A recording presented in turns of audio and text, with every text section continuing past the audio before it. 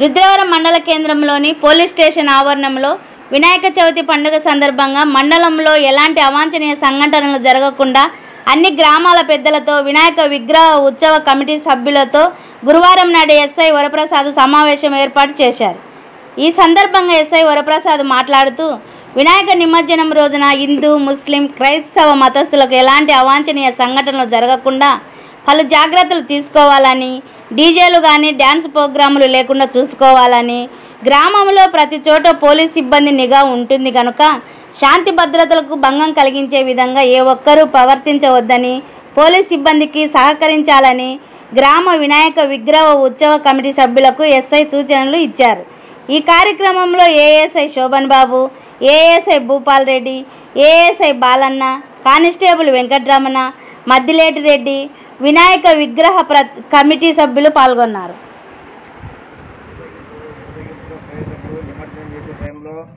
ఎటువంటి చేయాలనేది దానికి సంబంధించింది కొన్ని చెప్పినాము.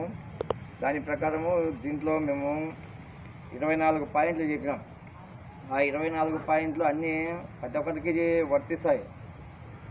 ముఖ్యంగా ఏదంటే అట్లే మనకు పల్లెటూళ్ళలో ఏదంటే వినాయకుని నిమజ్జనానికి ఒక 4-5 విగ్రహాలు పెట్టినప్పుడు ఆ ట్రాక్టర్ ముందు, ఈ ట్రాక్టర్ ముందు, అది ముందు పోవాలా, ఇది ముందు పోవాలా అన్నప్పుడు చిన్న సమస్యలు వస్తుంటాయి. అట్లా సమస్యలు లేకోకుండా ఎవడు విగ్రహం పోయినా కానీ ముందు మామూలుగా పోతుంటాయి, కంటిన్యూగా పోతుంటాయి. అదేవిధంగా ప్రతి సంవత్సరం ఏ విధంగా చేసుకుంటున్నారో అదే విధంగా చేసుకోవాలి. కొత్త పద్ధతి అనేది మళ్ళీ స్టార్ట్ చేయకూడదు ఎటువంటి పరిస్థితుల్లో. అదేవిధంగా జరగాల. రుద్రవరంలో ఎట్లా జరుగుతుంది? రుద్రవరంలో మామూలుగా ఎవరి కొద్ది వాళ్ళు వెళ్ళిపోతుంటారు. నిమజ్జనం పాయింట్ ఎక్కడ మంది?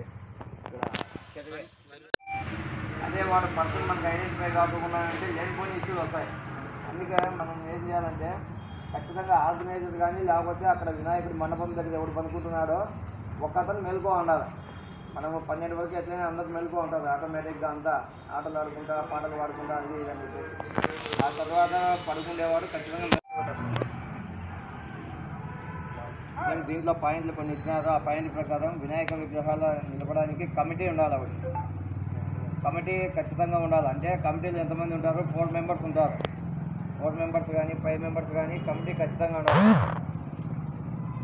విగ్రహాలు నిలపడానికి వివాదాస్పదాలు, ట్రాఫిక్ అంతరాయం ముందుగా చెప్పుకునే దాని ప్రకారము ట్రాఫిక్ అంతరాయం ఉండకూడదు.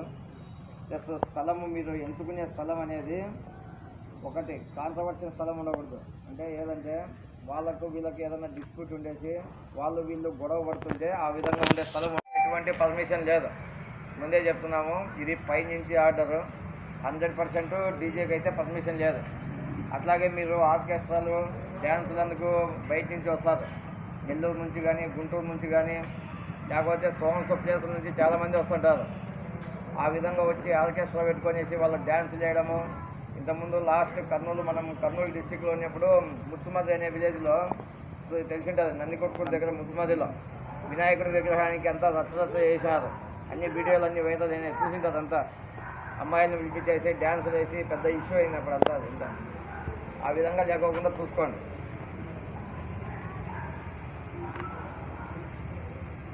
నిమజ్జనం రోజు ఏం చేయాలంటే ముందుగానే, అంటే మధ్యాహ్నం లోపలనే మనము ఏదంటే అందరూ భోజనాలు చేసి ఎత్తారు.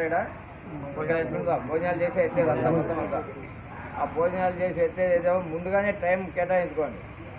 2 కల్లా కంప్లీట్ అయితే నువ్వు 2 నుంచి 5 గంటల వరకు నువ్వు ఎంత డ్యాన్స్ చేసుకున్నా కానీ, ఎంత చేసుకున్నా కానీ 6 లోపల మనం కంప్లీట్ చేసుకోవాలి. అట్లే నిమజ్జనం అంటే పాయింట్ దగ్గరికి వెళ్ళిపోవాలి. ఎందుకంటే నైట్ ఇక్కడ లేట్ అయితే మనకు నిమజ్జనం పాయింట్ ఒకటే లేదు ఇక్కడ. యాక్చువల్గా అయితే కొన్ని ఏరియాల్లో నిమజ్జనం పాయింట్ ఒకటే ఉంటుంది. కాబట్టి అక్కడ లైట్లు ఫిక్స్ చేసి మా వాళ్ళని పెట్టి ప్లస్ వాళ్ళను బయట వాళ్ళని పెట్టి అందుకు ఎక్విప్మెంట్లు పెట్టేసి రెడీగా ఉంటారు. ఇక్కడ మనకు ఉండేది ఇక్కడ చెరువు ఉంది, ఆడ చెరువు ఉంది, ఇక్కడ ఒక చెరువులు ఉన్నాయి. చెరువులు చుట్టుపక్కల ఎక్కడ చూసినా చెరువులే ఉన్నాయి. అంత లెక్కల లైటింగ్ పెట్టలేము. కాబట్టి మనము before time 6 AM before evening లోపల 6 గంటలు కానీ 6:30 లైటింగ్ లోపలనే కంప్లీట్ చేయాలి. ఇదైతే దయచేసి అందరూ పెట్టుకోవాలి. ఎందుకంటే చిన్నపిల్లలు ఉంటారు, లేడీస్ ఉంటారు. కాబట్టి విగ్రహంతో పాటు అందరూ వస్తారు. కాబట్టి ఆడ ఏదైనా జరగడానికి సంఘటన జరిగితే మనకు లేనిపోని ప్రాబ్లమ్స్.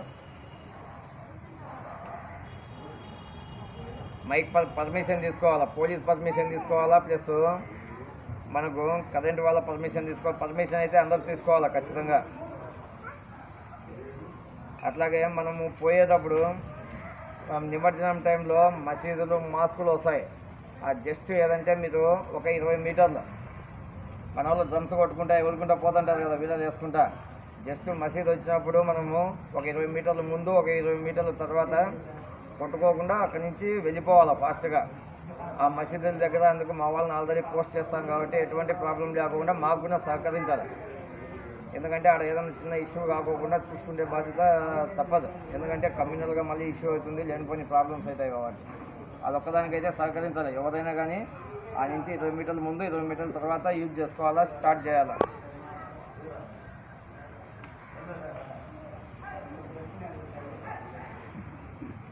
మినిమము నైట్కు ఈరోజు మనం విగ్రహం పెట్టిన తర్వాత నైట్కు 10 గంటల లోపల మీ కార్యక్రమాలన్నీ కంప్లీట్ చేసుకోండి. అంటే ఏదన్నా మనం ఇక్కడ ఏమన్నా ప్రోగ్రామ్స్ పెడతారా, మామూలుగా చిన్నపిల్లల ఆటలు ఉంటాయి కదా చెప్తాం, అట్లే వాళ్ళు లేడీస్ అంతా పండుగ కాబట్టి అంతా నగలు మొత్తం అంతా వేసుకొని వచ్చింటారు. వాళ్ళంతా మ్యాక్సిమం ప్రతి ఒక్కరు నగలు వేసుకుంటారు, అవి వేసుకుంటారు, ఇవి వేసుకొని వస్తుంటారు. అక్కడ ఎటువంటి దొంగతనాలు జరగకోకుండా చూసుకోవాలి. అన్నీ మన ప్లేస్లో ఒకవేళ పెద్ద విగ్రహం పెడుతుంటే వాళ్ళు చిన్న సీసీ కెమెరా పెట్టుకోండి. ఏదంటే 3000 రూపాయలకి ఇప్పుడు మామూలుగా మెమరీ కార్డు కెమెరాలు వస్తున్నాయి. ఇప్పుడు చూసింటారు అంతా ఆన్లైన్లో కొట్టండి కాబట్టి మెమరీ కార్డు కెమెరాలు ఉంటాయి. 14 అడుగులతో 15 అడుగులతో విగ్రహం పెట్టేటప్పుడు కాబట్టి ఒక చిన్న సీసీ కెమెరా పెట్టండి. చిన్న విగ్రహాలకైతే అవసరం లేదు, కానీ పెద్ద విగ్రహాలకైతే ఖచ్చితంగా సీసీ కెమెరా పెడితే మనకి ఎటువంటిది జరిగినా కానీ ఇన్సిడెంట్ జరిగినా కానీ రికార్డ్ అవుతుంటారు కాబట్టి మనకు ప్రూఫ్ ఉంటుంది. మళ్ళీ ఆ తర్వాత మనం ఏం చేయాలో ఏం చేయకూడదు అనేది చూసుకోవచ్చు. మళ్ళీ ఒకటి, ఈ వినాయకుడి నిమజ్జనం పోయేటప్పుడు మనము కంపల్సరిగా డ్రైవర్ ఎవడున్నాడో వాడు తాగకూడదు,